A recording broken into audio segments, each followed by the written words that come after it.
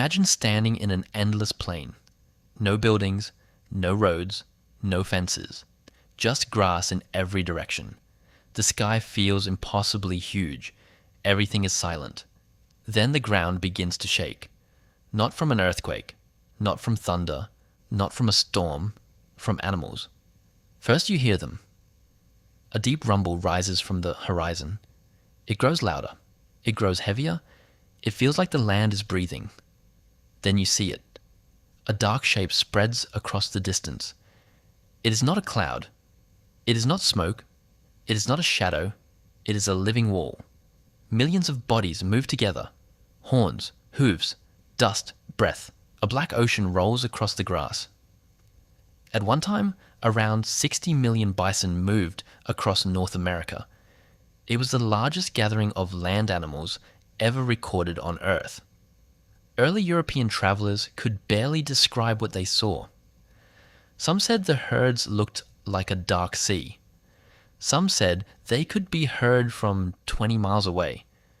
Some said it took 3 days to ride past one herd. Now stop for a second. Think about this. If there were once 60 million bison here, where did they go? Why are they not part of everyday life? Why do you see beef everywhere? Why do you see chicken everywhere? Why do you see pork everywhere? But almost never bison. You can pass fast food restaurants all day. You will find beef burgers. You will find chicken sandwiches. You will find pork breakfast meals. But a bison burger is almost never there. Most people never question this. You probably grew up eating beef. You probably grew up eating chicken. You probably grew up eating pork. And maybe you never asked why. Why not buffalo? Most people guess the answer is simple. Maybe bison were too wild. Maybe they were too dangerous. Maybe they were too hard to raise. Maybe the meat was not good. Maybe cattle were just better. But that is not the real answer. The real answer is much darker. This is a story about food. It is also a story about power. It is a story about violence. It is a story about survival. It is a story about memory. It shows how something can disappear so completely. Later generations do not even realize it was taken. It also shows something uncomfortable.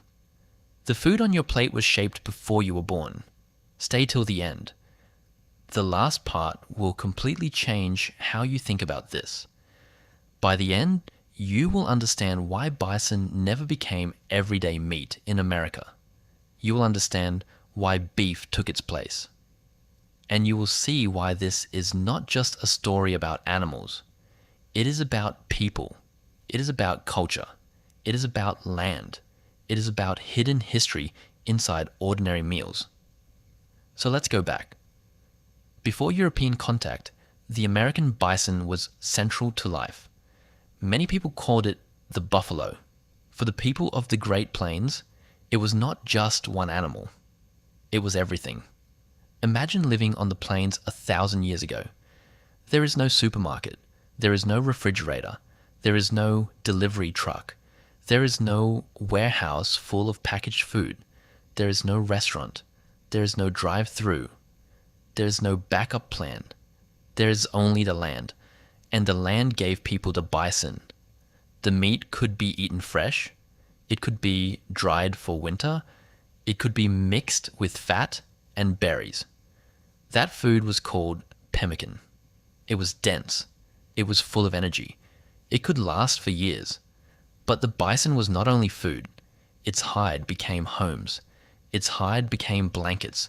Its hide became clothing. Its hide became moccasins. Its bones became tools. Shoulder blades could become knives. Ribs could become sleds.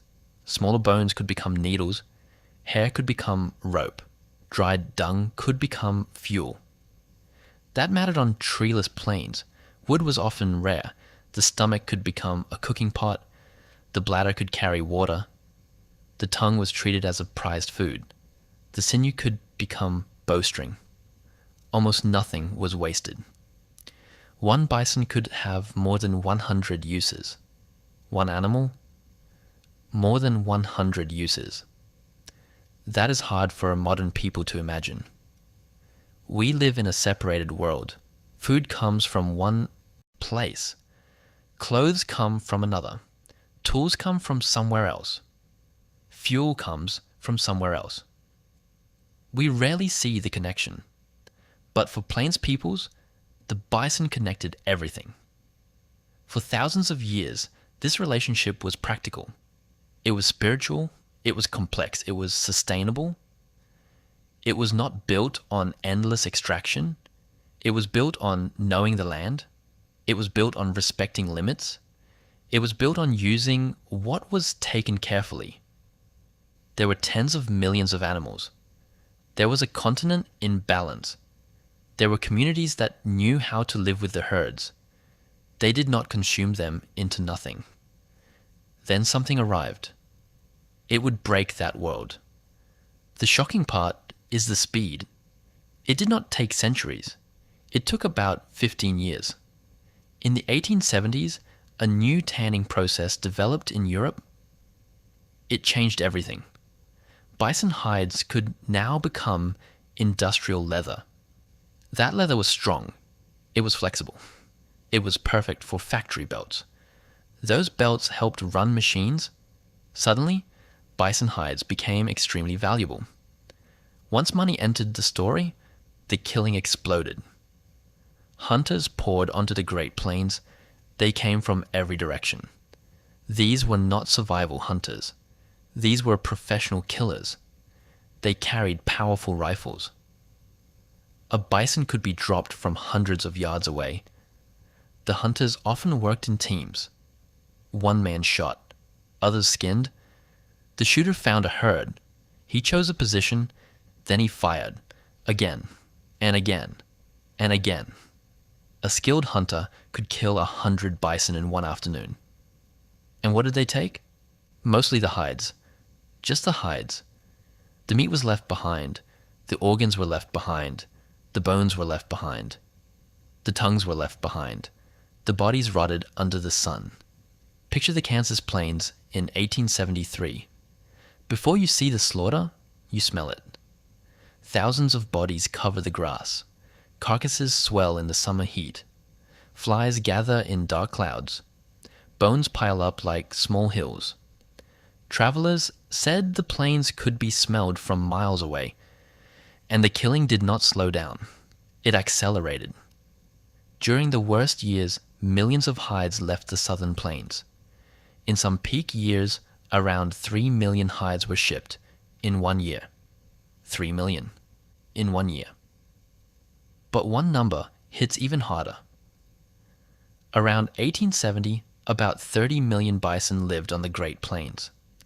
By 1889, William Temple Hornaday tried to count what remained. He worked for the Smithsonian Institution. He searched for every known wild bison left in the United States. The number he found was 541, from 30 million.